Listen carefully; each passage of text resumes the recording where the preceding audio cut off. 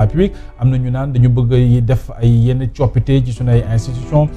pour gën a yokk pouvoir au premier ministre am ñu naan c'est pour gën a dëgëral président mu nekk conseil supérieur de la magistrature alors boo leen di dégg loolu lépp te yéen ngeen woote dialogue boobu ngir ñu waxtaani Sénégal qu'est-ce que cela veut dire? waaw d'abord comme ni ko sama prédécesseur waxee ki jël kàddu gi sànq dialogue bi dañ ko inscrit ci agenda républicain léegi donc on peut dire que président Diomaye li mu def maintenir cette date dafa nekk lu mu def dans la continuité de l'État et dialoguer heure bi aussi lu am solo la surtout ci question yoo xam ne yàgg nañu wax ne ay question yi andi problème ci bu ñuy dem ci élection parce que yàgg ngeen fi dégg ay mbiru parrainage ça s'est mal passé ba gars yi defoon coow li bëri même président actuel je le disais l'autre jour moom système parrainage bi tuuti mu bloqué ko alors qu'il est passé au premier tour et donc bëri na yoo xam ne war nañ ko xoolaat loolu nag amul dara lu nëbbu ci ginnaaw déjà moom il est au-dessus de la mêlée parce que nekkatul ci benn chapelle politique deuxièmement deful comme ni ko prédécesseur am doon defee nga xam ne bu amee jafe-jafe politique crise politique am ci lay oote dialogue parce que day am yu mu làq ci ginnaaw bii pa mun nañu rafet njort quand même que président bi mu ñëwee ba léegi dafagul at te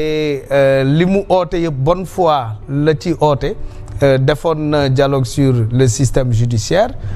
pour entamer les réformes au niveau de la justice léegi mu ngi tàmbali bu politique bi peut-être que ñoom it li ñu demandé pour question économique et sociale yi dina ñëw donc man dama jàpp ne acteurs yi des fois il faut ku si nekk di prêter sa morom bonne foi parce que demee mauvaise foi baaxul il faut que nit ki nga rafet njort ba mu won la safaan ba mun nañu ne peut-être président Macky Sall tàmmaloon nañu njuuj njaaj moom ci boppam ni mu ko waxee woon mais président Bassirou mii di soog a ñu waneegul loo xam ne mun nañ ci ñaaw njort ba tax ñi ne duñu dem léegi nag yow mii di oote li nga mun a def munoo forcer nit yi ñu ñëw peut-être bu ne woon dëkk yu mel ni Russie invitation équivaut à convocation donc fii démocratie lañ ne oote nga mën donc nga bëgg mu inclusif nga def ay TDR yoo xam ne da nga koo tijji ba nga xam ne ñi bëgg a ñëw mun nañ ci yokk ay points comme ñoom niñ ci yokkee ay points donc moom ci côtéem gage bon fonctionnement wala ay gage yu équilibre la mun a joxe moo tax mu tànn un modérateur bu nekk à équidistance DGE ministère de l'intérieur ña fa nekkuñ ay politique le ministre de l'intérieur est apolitique son DGE est apolitique donc mun nañ wax ne ñi sekk mbir mi ñëpp daanaka mun nañu joxe ay gage d'équilibre léegi nag mënuñu présager luy jóge foofu parce que nguur gi effectivement am nañu ay réformes yu ñu amoon en tête yu ñu wax durant la campagne ñoom bu ñu ñëwee dinañu proposer sur la table telle réforme mais ñi nekk ci dialogue ba yëpp dañ koy waxtaane ñoom sax dañuy andi seeni proposition donc munoo njort ne dafa am ay réformes yu mu bëgg a jàllale forcément mais bu newoon loolu la jarul dem dialogue da ngay dem sa assemblée rek ñu votel la tes réformes bu fekkee da nga bëgg a forcer benn voix mais boo woowee nit yi waxtaan surtout le système politique ñëpp a ko seq parce que ñu ngi wax rationalisation des partis politiques mooy def de sorte que comme ni ñuy réguler secteur de la presse ñu réguler le secteur des partis politiques coow amoon na aussi ci kan mooy chef de l'opposition peut-être Amadou Ba la on sait jamais mais en tout cas bu ñu ko tënkee ci élection bi ñu génn moom moo jël deuxième waaw donc tey bu ñu nee léegi Amadou Ba la ñi ne dañoo gedd dialogue bi bu ñu mer ñoom aussi parce que buñ la ooyee pour nga waxtaanee loo xam ne soxla nañ sa gis-gis nga ne man du ma joxe sama gis-gis luñ fa tënk ba yóbbu ko Assemblée nationale yow aussi da lay tënk et d'autres sujets plus importants quand même que les questions de chef de l'opposition mbiru Sénat bi ndax dañuy ut kii indépendante wala mbiru conseil constitutionnel bi ndax dañuy dem vers cour constitutionnelle parce que ñoom ay acteurs lañu aussi ci jeu politique bi. donc loolu il faut que nit yi nekk de bonne foi ñëw waxtaanee ko en temps de paix. en temps de paix nga xam ne amuñu crise su ko defee ça va nous prévenir. Alors Makodé, le président l'a rappelé hier ou avant-hier quelque chose comme ça. Il veut que le dialogue soit inclusif en fait et il ne cesse de le répéter. Hier. Oui, il a dit. Conseil des ministres. Ouais. Absolument. Alors loolu c'est une volonté bi nga xam ne mi ngi koy réitérer lan lañ ci mën a naka lañ ko mën a ban lecture lañ ci mën a def. waaw loolu mooy wane ne rek moom figé wul ci réforme boppam yi mu bëgg dafa bëgg ñu waxtaanee ko ñëpp waxtaanee ko et puis comme ni ma ko waxee sànq joxe ay garantie yoo xam ne ñëpp dinañ sawar ñëw waxtaanee ko léegi mun naa comprendre parti bi nga xam ne dañoo jàpp ne dañuy dem tribunal di ñëw. ñu ne non munuñ toog waxtaan mais loolu amalgame la. parce que sénégalais yëpp ay justiciable lañ. tey mun na am ci nguur gi ñu am problème. dem uyu ji justice donc ñoom bu ñu leen oowee ci justice newul waa APR yëpp la ñu oo justice ñi nga xam ne am na ay indice ci ay dossiers yoo xam ne sax rapport yi seen jamono lañ ko defoon ñooñu la justice oo donc il faut décorréler entre ñi justice oo pour déglu leen ak dialogue politique bi nga xam ne ça les concerne en tant que parti politique. et non en tant que individu yi nga parce que. responsabilité pénale sauf que li ñuy wax mooy nit ki doo ko woo waxtaan ba pare jël paaka teg ko ci ndoddam c'est-à-dire métti bi ñuy dund jamono ji entre convocation yeeg mandat de dépôt yi woo leen waxtaan aussi loolu. loolu laay expliquer c'est-à-dire responsabilité gestionnaire. responsabilité pénale dafa individuelle. nekkul tout un parti APR par exemple la ñu oo en justice. ou une partie bi c'est des individus au sein peut-être du parti ou de la mouvance présidentielle yi nga xam ne ni ñu gérer alalu réew mi jaarul yoon justice nag en tout temps day fonctionner. munoo ne période du dialogue lañ ne bon nañ mettre entre parenthèses bu kenn uyu ji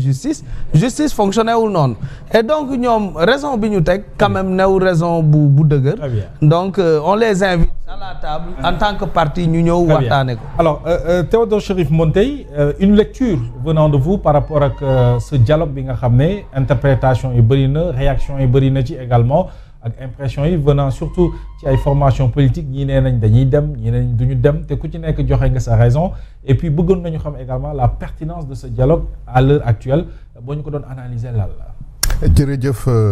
Mohamed di dolli nuyuwaat Sori Kaba ak Mad ci plateau bi ñu bokk nii di wax rek ne dialogue dafa baax waxtaan dans tous les cas waxtaan dafa baax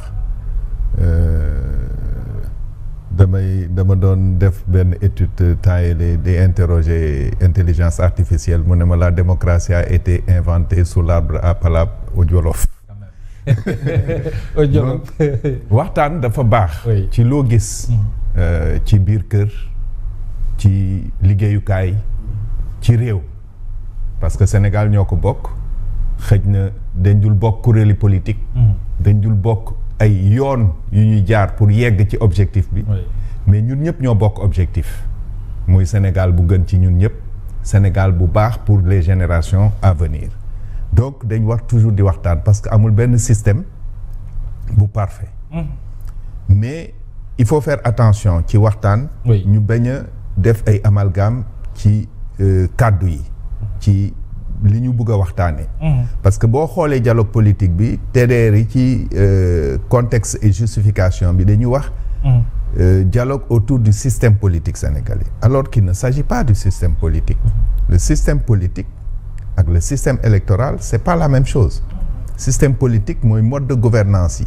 c'est-à-dire le Sénégal est une république. loolu kenn du ci dialoguer. Le Sénégal est laïque kenn du ci dialoguer. Le Sénégal a un système présidentiel xëj na loolu mun nañ ci waxtaan. mais boo xoolee ci thématique dialogue bi ñetti points yi ñu soulever benn waxu ci waxi système politique. xëj na moo boobu ñu wax ci kaw moo tiital ñenn ñi ñu yaakaar ne peut-être ak un responsable politique qui est venu à la télé dire que oui il donne le point de vue de son organisation politique xëj na son organisation politique loolu lañ bëgg mais en tout cas man gisuma ñu inscrire ko dans les thématiques du dialogue parce que dans les thématiques du dialogue le premier point démocratie liberté et droits humains la deuxième point processus électoral troisième point réforme institutionnelle notamment sur les organes de gestion des élections loolu la TDR yi wax c'est-à-dire président Bassirou Diomaye Faye ci bëgg-bëggam loolu la bëgg ñu waxtaanee après mu ne les TDR sont ouverts képp kuy ñëw bu la neexee nga indaale wala nga yónnee balaa ngay ñëw li nga bëgg ñu soppi ko ci wala li nga bëgg ñu yokk ko ci voilà c'est important donc may wax rek ne que en matière de dialogue ku bëgg da ngay ñëw ku bëggul doo ñëw on est en démocratie donc ki ñëwul waruñ ko ŋàññ kii demit waruñ ko ŋàññ may fàttali rek ne Pastef bañ na fi dem plusieurs fois ay dialogue te kenn waxu ci dara donc c'est ça la démocratie suma position lii la bëgguma dem parce que lii ak lii ñu nangul la ko damay dem parce que lii ak lii ñu nangul la ko Sénégal nag dañu tàmm bu ñu bokkul kuréel politique bu kii defee loo xam